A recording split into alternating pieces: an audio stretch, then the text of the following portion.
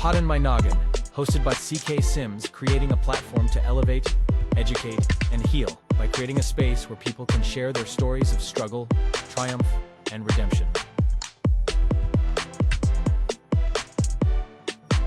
CKS Media.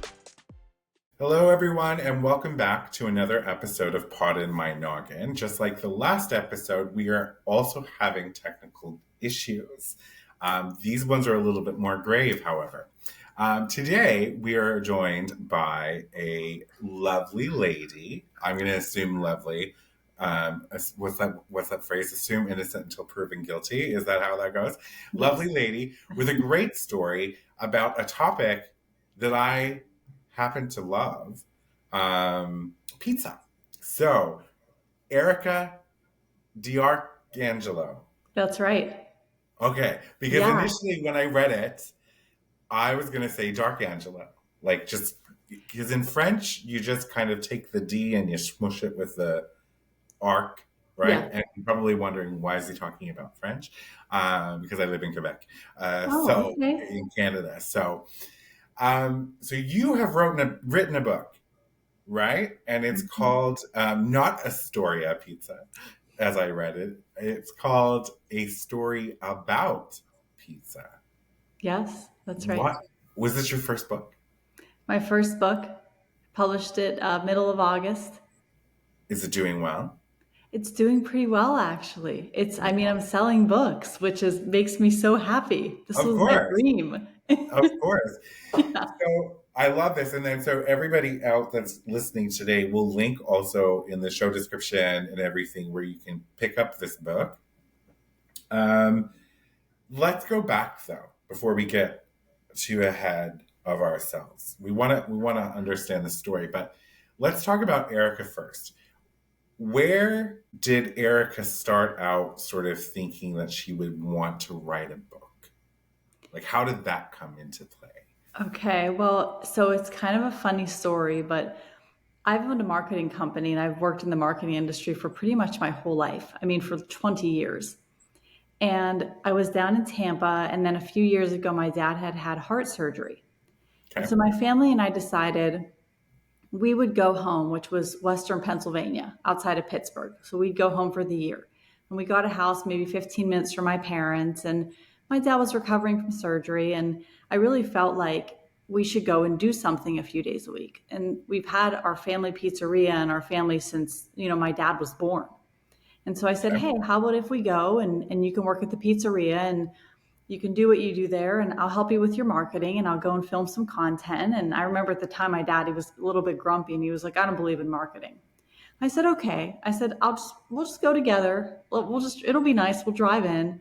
And so he went in and he actually got very inspired. Like, he renovated the building that my grandfather bought there in 1905, and he started to add things to the menu, and I was filming content. I was going through all the memorabilia that my grandparents had. And when we would drive back and forth, he would tell me all these stories about how my grandfather immigrated from Italy and opened the pizzeria. And I just became very inspired to write the story. And I decided to sit down one day and I did an outline and interviewed, my parents and other family members. And I wrote the book. It took maybe over a year for me to write it. Was writing a book ever on your, say, vision board, or something that you had thought about, previously? I thought maybe I would write a marketing book, but then I just never was, creatively inspired to write it, I guess. And then, but this story was it almost had everything that inspired me, which was just a person who came from nothing, who immigrated to our country, had this dream, went through a lot of trials and tribulations in his life, and just never gave up, and had this loyalty to his family. And I just felt like this was just a story that should be told, not to mention, I love pizza. So, anything with Italian food, eating, and pizza, I was like, this is what I want to talk about. So I'll share with you something that I don't think I really talk about much on this podcast, but I am very food motivated as a human being. So, and I moved to Quebec about, I guess we're coming up 6 years this summer. Now, my aunt, us being just English Irish folk from Newfoundland, Canada, Mhm. my aunt had married into an Italian family. And by default, because my aunt and I were so close, I then inherited not just an Italian family, but a nonna. Oh. And I know. And she's no longer with us. She Yeah. passed a few years back. But I got to experience something that I don't know if everybody in their life has the true beauty of experiencing a Nona's love in cooking. Because how that works is Yeah. magic. They won't tell you what their secret is. They just said a little bit of salt and pepper, some chili peppers. That's it. There's not much. No. But how does it taste like heaven, right? Yeah. So Yeah. Italian food for me too is just like, I don't know if there is a better food. There's Yeah. lots of great food, but I don't know if there's a better food than Italian food, especially like made from people who lived in Italy, Yeah. right? And Yes. it's just it's an experience. So if you ever have a chance to get adopted by a nonna or a nonna, Hmm. get adopted. Yeah. And I'll tell you something now. I can't eat lactose, and she changed her recipe for me. Wow. And that is how I knew she loved me. Oh my 'Cause that's gosh. a That's big deal. amazing. I I didn't bet know it it was was a still big deal. delicious. What? I said, I bet it was still delicious. She because it was lactose free cheese versus regular free cheese. Yeah. So the difference is not massive, right? Yeah. But the fact that she considered doing it and then just did it so that I could always eat with them um, Yeah. was like, and at the time I didn't understand the cultural significance of that. So, but then I was told later, like, what? She changed her recipe for you? And I'm like, so yeah, so I understand. And luckily, one thing I will say by closing up, because this is not about me, it's about you and your story, but when she did pass a few years back, I thought that that magic had died with her. Yeah. It didn't. It lives in her granddaughter, who is like a 23-year-old Nona. She's not really a Nona, but she has the Yeah. same magic and ability to just make things so incredibly delicious. With the magic is still very much alive there. I love that. After my grandparents passed, I had a daughter, and my daughter has been so talented at baking and cooking. And I almost feel that same way where like the magic of that is still alive because everything she makes is like so delicious. And I'm like, I feel like she has some gift that was like passed down. See, I get goosies. I Yeah. literally do because I really believed that when Nona left us, that her magic left us with her, and it Yeah. just did not. It is in. It was. I don't know if it was dormant in Regina or if it was always there, but it's very much alive. And I Wow. keep telling her every day. I'm like, every time you make a dish, you are making your Nona smile Yeah. because it's artistry, I think, when you Yeah. can cook like that or bake like that.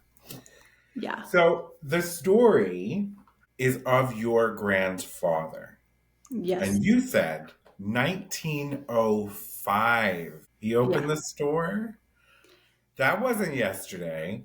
No. So give us the without obviously we want people to go and buy this book, but give us the early days of your grandfather's life.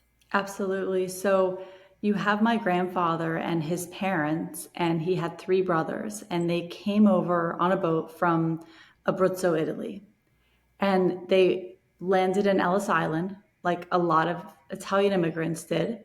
And they ended up going to a small coal mining town called Windber, PA. Now, the reason that they went there is because the Berwyn White Coal Company had opened a bunch of coal mines, and a lot of the immigrants were getting jobs within the coal mines. And so they moved to this little town, and funny enough, on the east end of Wimber, it was called Little Italy, and all the Italians lived on the east end of Wimber. And then on the west end of Wimber, you had the Irish, the Polish, and the Slovakians. And the people who ran the coal mines, they didn't want the different people to mix, because at that time there was no union. And there were a lot of injustices in the coal mine. I think my grandfather was maybe 14 or 15 years old, and he was pulled out of school and he went to work in the mines. He never finished school. And when they came over, his family, they didn't have anything. They came over with simple suitcase, the clothes on their back, and they went there and just worked hard for so much of their life. And this whole time, my grandfather has this dream of, pizza, and he wants to open this pizzeria and market, and he wants to take care of his family. And then so one day, what happens is the coal mines close, and then it goes through his journey of how he chases this dream, and this dream is pizza. I love this. I do love this. I think that's fantastic. First of all, it's so bizarre too when you think back, like you having a 14-year-old being pulled out of school to go work in a coal mine. Yeah. The stuff that would not fly today. Never. Like it wouldn't even be considered. Yeah. Right? And then we think about our own 14 and 15-year-olds who, the world is we often think about the world as such an ugly place sometimes and damaging and all of that sort of thing, and all the things that, the kids do have to go through today, which I'm not dismissing at all, because I think it's different, but it's just different. Yeah. Go working in a coal mine at 14 or 15 years old. That's crazy. Yeah. That's crazy. And then to not have the protections of unionized environments. Yeah. To probably have underlining cultural conflicts with the Irish and the Slovakians and all of those different things that we just wouldn't really think about today in a workplace, right? Because we work with everybody, all cultures, races, creeds, beliefs, the whole thing. Like we work with them, and we're fine with that because that's what integration looks like, and whatever. Mm-hmm. But to think about that, and so they close. So I mean, if they're closing, how old was he when they closed? So he was a grown man at that point. He was married, and I believe that my grandmother may have been pregnant with her first child, which is my aunt. And then my father was born. I mean, I think they first opened an Italian market. So they bought the building, they had the market, and they weren't making ends meet at first. And so they thought, okay, what can we do to kind of make ends meet, take care of the family? I think my grandmother was pregnant with my dad at the time. And that was around 1960. And that's when they opened the pizzeria. It was 1960. So the original building in 1905 was an Italian market. It was a building that was owned by Berwyn White Coal Company. And my grandfather he had saved his money for his whole life working in the mines, and he ended up buying the building. That's crazy. How much does the building cost? You said that this was purchased in the 60s? He purchased the building, I think, in the 50s, and I think he paid like something like $28,000 or $30,000 for it at that time. Yeah. But that was his life savings. That was a lot of money to him. Yeah. I mean, it's nothing to us now to think you can buy a commercial building for $28,000. Yeah, like where? Yeah, exactly where. And if it was on the market, you'd be like, why? Yeah, Why exactly. So $28,000 is a lot of money back in those days, in the 1950s for sure. Yeah. I always think about the cost of housing back then as well. Like where we live in Quebec right now, if we were to appraise our homes, the amount of money that they would cost to purchase now versus what they cost to purchase when it was initially purchased in 68, it's like astronomically different. It makes no sense because our wages haven't gone that way in that inflation, right? Yeah. But so he purchased the building. It's a Italian market at first. They were not making ends meet, but then they decided they were going to switch it completely to a pizzeria, or added the pizzeria as a part of the building. So they started selling pizza like as part of the market. And then they did like initially takeout. And then eventually they had set up some tables and chairs, and people would come in and eat. This is lovely. Yeah. And so I'm assuming that also with the introduction of the pizza, which was his dream, Yeah. this would start to attract more because it's no longer a market. You have ready-made, ready-to-eat foods, I guess, if you would, right? So Yeah. that will attract other clientele. Yeah, and I mean, people started to come in. The people in Windber were very loyal, and everyone knew my grandfather because he had worked in the coal mines. And so all the people started to come in, and then it sort of became like after the football game on Friday, it was the high school hangout, and the place would be full, and all the high school kids would hang out there. And then they would have dinners there, and people started to have, engagement parties and baby showers, and it just became the place. And now, here, 65 years later, it's still the place. I love this. And I love that it exists. You know what I mean? And this is one of the cool things about having a podcast. We spoke briefly before we hit film, but like you get to meet these really incredible people with really incredible stories. And then in this particular situation, we're having a conversation right now about a place that exists in real life today Yeah. that when I find myself in that area, which I haven't yet, but now I might, because I Yes. might be like, I'm going to just take a side trip. How far away from somewhere I would normally visit is this? And let me go there. Yes. You could go in and actually have a slice of the pizza that this book is written about, and this Yeah. podcast is about. And so did the recipe change much No. over the years, or is the because now I'm thinking we're about all the things, right? So like Yeah. the pizza sauce recipe that he started using, Hmm. that would have been his recipe or his wife's recipe. His recipe, same sauce, same spices. He did the spices. He did the sauce. Same dough recipe. The only difference is, and I will tell you, we have both pizzas. So when the original pizza began, we used a Parmesan, a white American, and a mozzarella cheese. And then later, my grandfather switched out the white American for provolone. But we have both pizzas. We have the traditional, which is the provolone, the mozzarella, and the parm. And then we have something called the 1960 Diork's original pizza, which is the white American cheese, the mozzarella, and the parmesan. And it's like a creamy, almost, because that white American cheese is like a creamy cheese. Well, that's what I was going to say. So it's so interesting. I'm enjoying this conversation. It's making me think of so many things. Years and years and years ago, we're talking about 25 years ago. I was in New York City at a diner, and I was ordering a poutine because in Mm-hmm. Canada that's very big, right? So, and they asked me at that time, what type of cheese I want, mozzarella, American cheese, or whatever. Yeah. So I said, I'm like, I'm in America. I'll have American cheese. But I Sure. didn't know what American cheese was.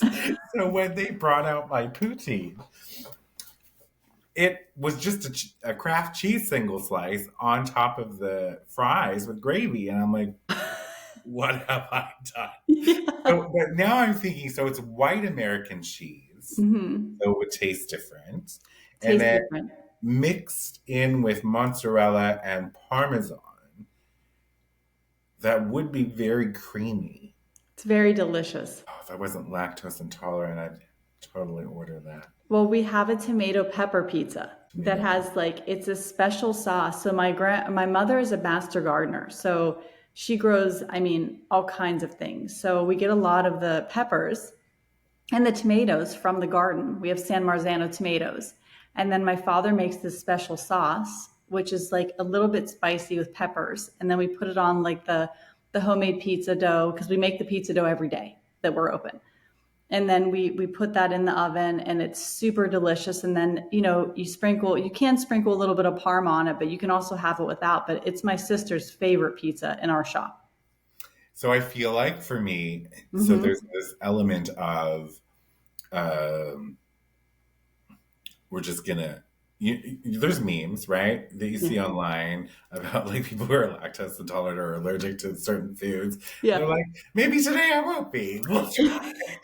I feel like I would go with a friend Yeah.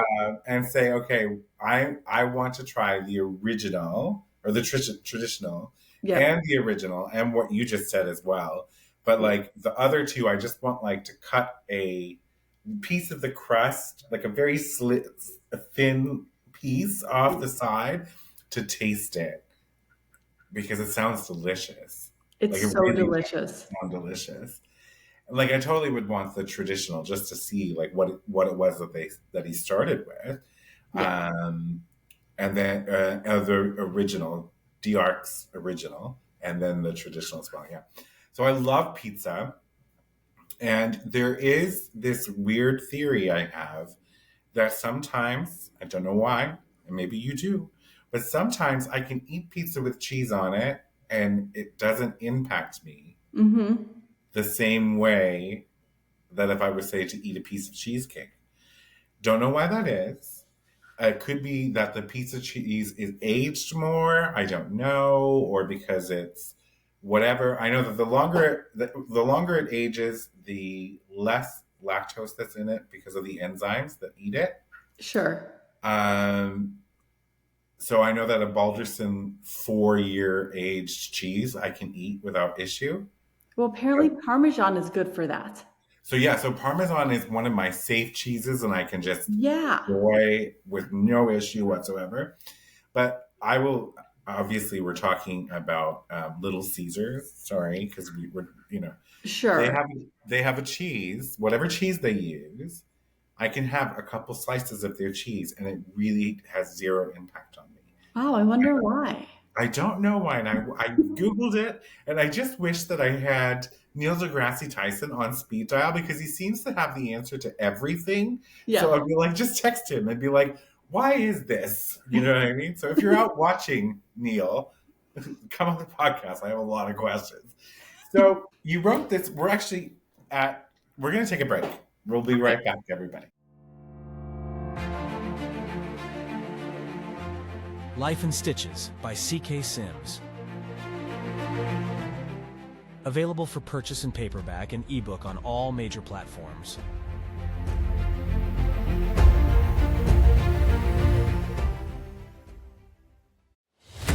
Partner today with C.K. Sims and Poddin My Noggin to get in front of an audience that cares.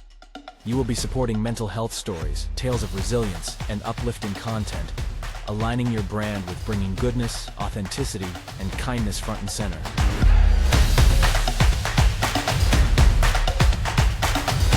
This spot could be yours. Do you have a story of struggle and resilience? One that you want to share with others and possibly help someone through their own struggles? Find the link in the show description and fill out the guest form today.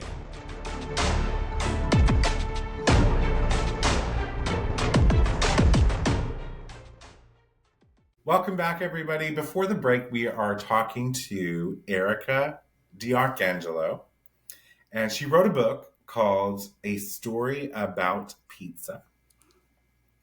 And it's D'Arc's Pizza, located in Pittsburgh, Pennsylvania, right? Right outside And of Pittsburgh, a little right, town called Windber. okay, right outside of Pittsburgh in a little town called Windber. Now that I'm thinking, I'm like, I don't think Pittsburgh is that far from New York City. It's not. It's a train. You can train there. Yeah, like 6 hours, I think. It's not too far. 6 hours. We won't talk about this today, but I have driven that distance for a specific food once. It's worth it. Yeah, so I totally want to try this.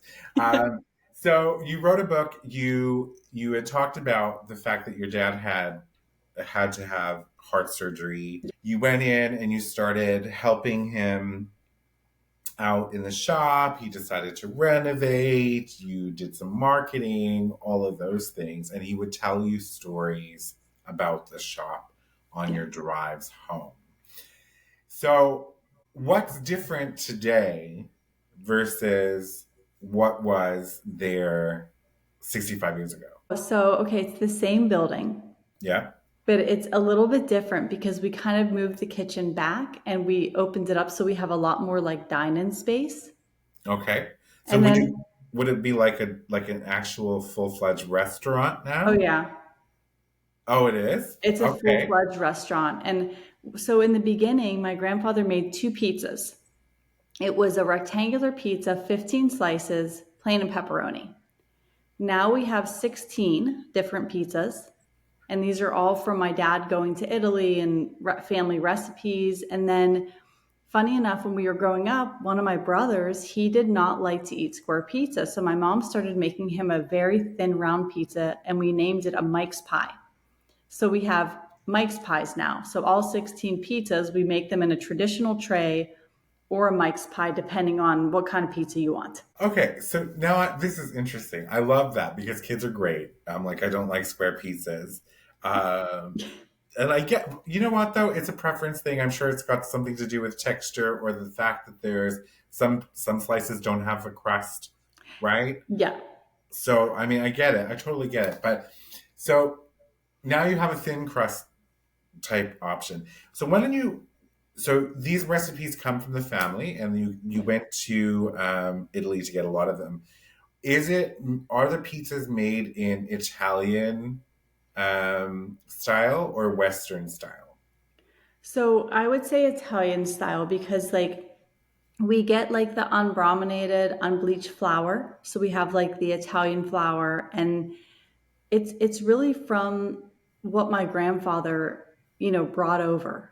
And we've Okay. kept everything the same. Like for example, my Aunt Rose, who was from Italy too, she would make homemade chicken cutlets. And so we have like chicken cutlets we still make, and we make a chicken parm sandwich, and we have homemade meatballs. We have a meatball appetizer. We do focaccia bread with a meatball appetizer with melted cheese on it, or you can get it without cheese. But just those things, like my grandfather used to make hot sausage, so we have an appetizer with that, with focaccia. So it's all things that our family kind of made throughout history. I love this so much, like literally, because as you're like talking about the different things, I like, yeah, we got that, like being adopted Yeah. into really Italian family. GPSing it from like where you are right now. Yeah, so like, where is this? How do I get there? Stat. So you can go in, sit down. Is there table service? Do you walk up? Yeah, no, we have waitresses now. And like, and when my grandfather had it, he had a bunch of coolers, and people would just go get their drink and then they would go up and order. But now we have like, fountain drinks, we have a bar, we have like a full wine and drink bar. And my dad, he orders different Italian wines. And then we do a charcuterie board now, which is super nice. My mom owns a jam company. It's called DRX Family Jam, and so she picks all the fruit and she sells the jam. It's until she runs out for the season, and so we have the jam on the charcuterie board. So it's not in stores, Durox Family Jam. You can buy it online, and then she sells it like she sells it at DRX Pizza. She sells it at a couple different farms and like small places that vendors that we've talked to locally. Is there But a raspberry? yeah, oh, there's a red raspberry, there's a blackberry, there's a black raspberry, there's a peach jalapeno. I don't know what she still has this season, but I just updated the website. A peach jalapeno. Oh, it's so good. But it sounds good. It's so good. It sounds good. The sweet with the spicy. Like, that Mhm. sounds delicious. Oh my I God. make a pizza with it, and the sauce base is the peach jalapeno jam. And then I do like a sharp cheddar on it with some Parmesan, and I cut jalapenos and fresh peaches, and I put it on there. It is such a good pizza. It's like a sweet, spicy pizza. It sounds divine. It's Like, so literally good. divine. Like, I'm over here dying. I ate before I came here, but I am hungry again. Um, oh my gosh. So you have the family pizza, you have the family jam. Your mom owns a jam company. Hmm. She's a master gardener. Yeah. Your dad got the cooking gene as well from the grandfather. Oh, my dad is such a good Italian cook. Yeah, and like in the book, so I'll have to send you a copy of the book. If you send me your address after this, I'll send it. But each chapter has a recipe from the family at the end of each chapter. I will So send you. I will send you the address, but I will also review on a yes. separate podcast, and I will do. I'll put out some social media posts about after I finish reading it, I love because it. I've done that a couple times this year, and I've had people on, and we've talked about the book and what I loved about the book. Then, if I really love it, you'll probably get a message like, "Okay, you need to come back on." So Oh, we can, I would love to. I would really love to. because I love, so reading is my first love. It Yeah. always has been. So when I get sent a book, like, it's not a job, it's like I go under my quilts, as I mentioned Yes. before, and just read it. And then if there's actual recipes in there, I probably won't try to attempt them, but I might run downstairs and be like, "Can you make that?" Yes. Because Yes. that's where she You is. want the pasta visual. That's my dad's recipe for the pasta visual. And Okay. it's super delicious. Like he puts like a little bit of like a hot sausage in there and he puts vegetables from the garden. And it's almost like a pasta visual, like a minestrone hybrid. And it's so delicious. Yeah, that sounds wonderful. So you wrote a book. It's out. I'm going to get a copy. I'm excited. Yes. And then I have to like come to Pittsburgh. Win. I don't remember this name. Winton. Wimber. Winber. I have to write this Yep. down. Winb. Dber. Oh, so really Windber. Okay, Yeah, Windber. Wimber. Yeah. Okay, so, and it's outside of Pittsburgh in Pennsylvania, and it's called D Arc's Pizza. So you wrote this book. It's selling. You're selling actual copies of the book, which is Yeah. amazing. Is the book up in the store, in the restaurant? Yeah, they keep selling out. In fact, my dad and my uncle sent me like we're on a group text and they sent me a picture today. Like they just ordered a ton more books. So they sent me like the Amazon box today. So I thought it was really cute. Oh, I love this. So, like, how amazing is that, though? Like, I mean, it's Yeah. family owned. It's entrenched in family history. Yeah. And so your grandfather's no longer with us. No.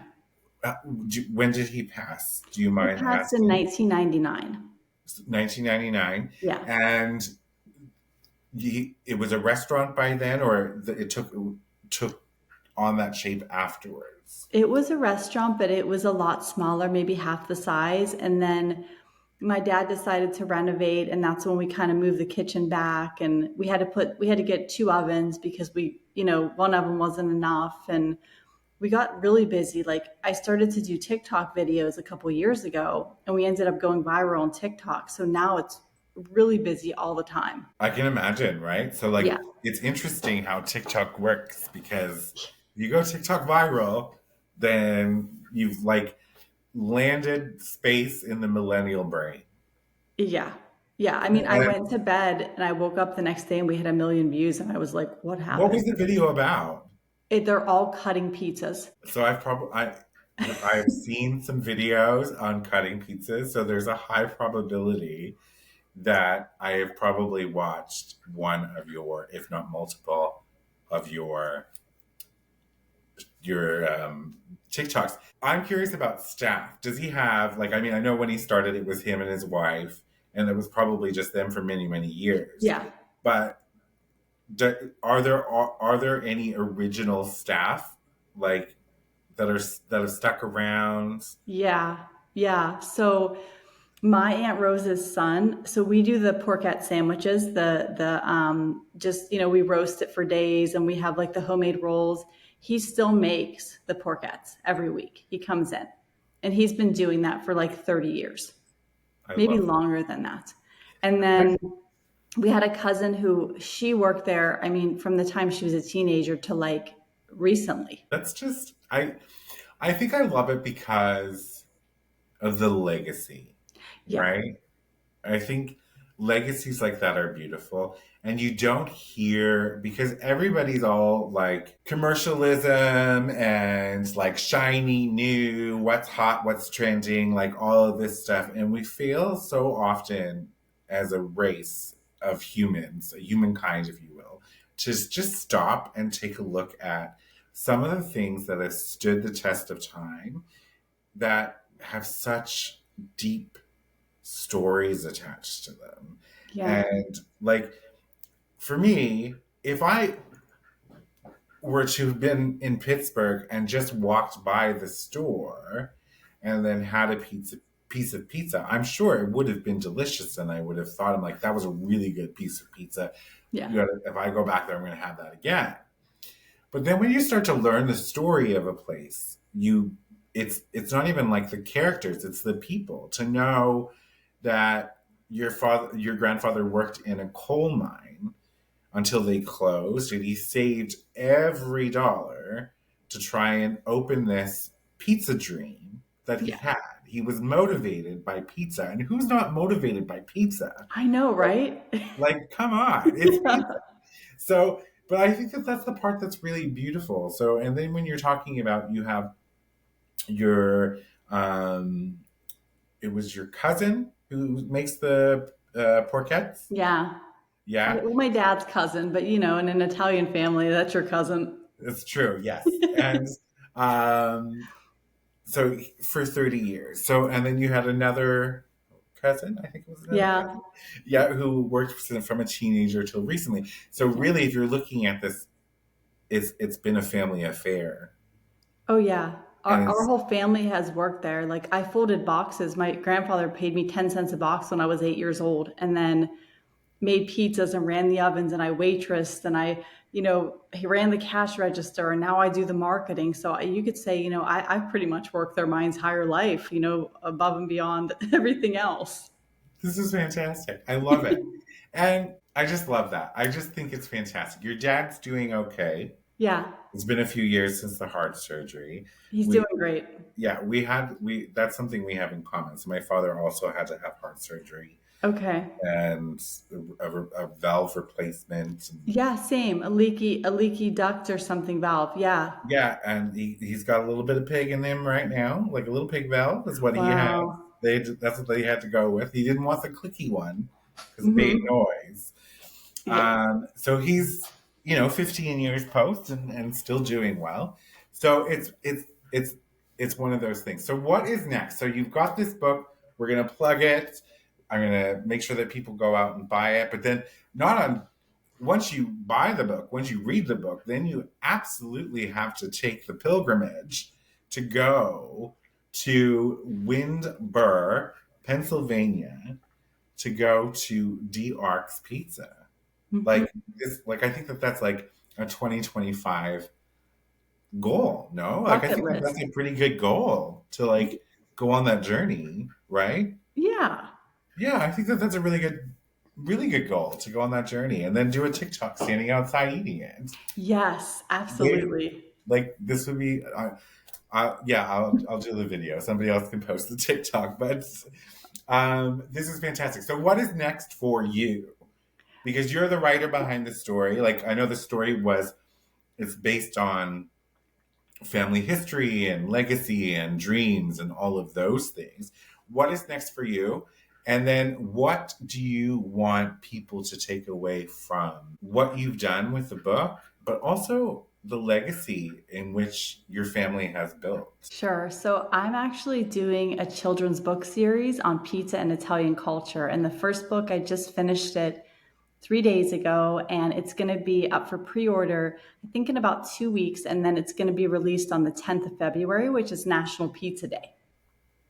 I didn't know it was National Pizza. Yeah. So February 10th, you said? Yeah, February 10th. And I can send you a reader's copy of that. Sure. Yeah, absolutely.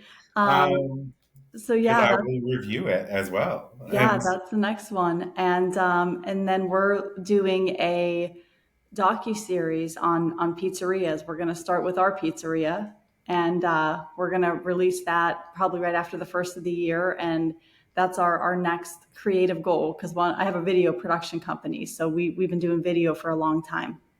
This is so cool. So like look at the layers of this onion. Just keep going down, right? So Yeah, you have a video so because you had mentioned you were in marketing. So you for over 20 years or about yeah. 20 years. And then when you first said that I was like that's not true. I'm like what are you 28, 29? Like like so but Thank you. okay.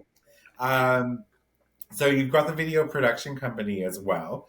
So you Mhm. went around to pizzerias in like Pennsylvania or like the area. Like, how many did you visit? So right now we have started with the first one, which is our pizzeria in Windber, PA. It's a But docu-series. Hi, Curtis. yeah, it's Thank going to you. be a docu-series. So we have a bunch of other ones, like just from our family, anywhere we go on pizza tours. And so we have like a list of pizzerias of where we're going to hit up. And so that's kind of our plan, is to hit up like our top 10, top 20 to begin with.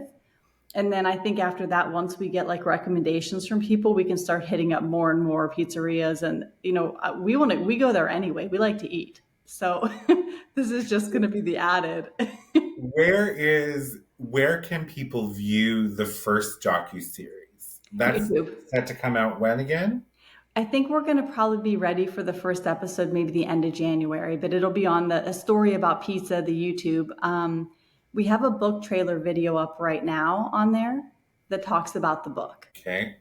So I'm going to link that website for sure. Okay. And then I'm going to link your YouTube. Because how fun is that to So like go and fun. do a docu-series on pizzerias? Like, Yeah. and of course you're going to start at your one because you're yours. It's the best. Yeah. Yeah. We Sorry, like everybody pizza. else who may not agree like want to start any like wars or anything like that. But I feel like pizza is one of those things. No, this place makes the best pizza. No, this place makes the best pizza. Yeah. But I think every pizza that's made, especially if it has so much story behind it as yours does, especially if it's made with like original recipes from Italy, Yeah. like each pizza can be the best in its own regard. Oh, Like it can yeah. stand on its own, right? Because Yes. of the story that's attached to it. So you've got a kids book coming out, a kids series, you Yeah. said, and it's about Italian culture Hmm. and pizza. It's going to be Yeah. released on February 10th, and that's National Pizza Day. So everybody listening, what is the book called again? It's called Pietro's Pizza. Pietro's. Oh, I love this. Pietro's Pizza. So Yeah. Pietro's Pizza, and if you look for it in the beginning of 2025, it'll be on pre-order at that time. So make sure to pre-order yourself a copy. Then a story about pizza by Erica D'Arcangelo Mhm. is out now for purchase. You can buy that on Amazon, maybe I Barnes and mean, Noble, those particular places. anywhere, you can find books online, it's there. Perfect. And also, just go. You can pick up a local copy, a Yeah, hard you can. and an actual slice of the pizza if you visit them in Windber, Pennsylvania, which Yeah. is like somewhere now I have to add to my 2025 destination list. Yeah, my dad will even sign it if you go into the restaurant. People have brought him books to sign, and he's really excited about signing the books. I love this though. I love it. And also we have the docu series. And is there a name to your docu series? Not yet, not yet, but it'll be on the YouTube channel. And it's the YouTube channel and then a story about pizza. Okay, Yeah, perfect. So look out for the docu series starting this year in yeah, 2025. Sorry, that's going to go around to different pizzerias. It's going to start with Diarc's Pizza. Sorry, that's how I almost did the French thing. Diarc's Pizza, Diarc's Pizza, and who knows? While you are in Tampa and they are in Pittsburgh, you might run into Erica in the restaurant. yeah. I'll be there next week. There you go. So go see Yeah, Erica in the restaurant next week. Get a pizza, get a book, get a yeah, signed autograph from both the dad and Erica. Come on. yes. Like, that's pretty wicked.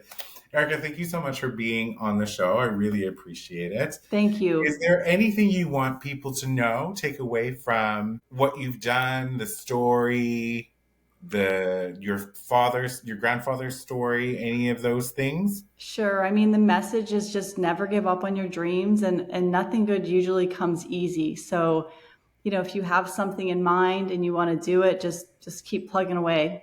And I love that because when I read that on your page, you'd written that Yeah. nothing that is really worth having ever comes easy. Yeah. You have to work at it, and there's always going to be ups and downs. And I think that's such a really powerful message. because if life was just easy, it wouldn't be interesting, It's right? true. And then look at your grandfather who had that dream and he persisted, even though after he started, he wasn't making ends meet. He persisted. And now here we are in 2024 having a podcast episode about a book that you've written, about the restaurant that he started that's still open and still thriving Yeah. and has inspired so many other cool creative things. Yeah. So don't stop believing in your dreams and always keep working hard towards it. Thank you so much for being here. And to everyone at home, until next time, enjoy your holidays. It's the holiday season, so enjoy that. And we'll connect again soon. For media and sponsorship inquiries, email info@ccsims.com or visit ccsims.com and fill out the contact form. Be sure to subscribe so you don't miss an episode. A new episode airs every Saturday. CKS Media.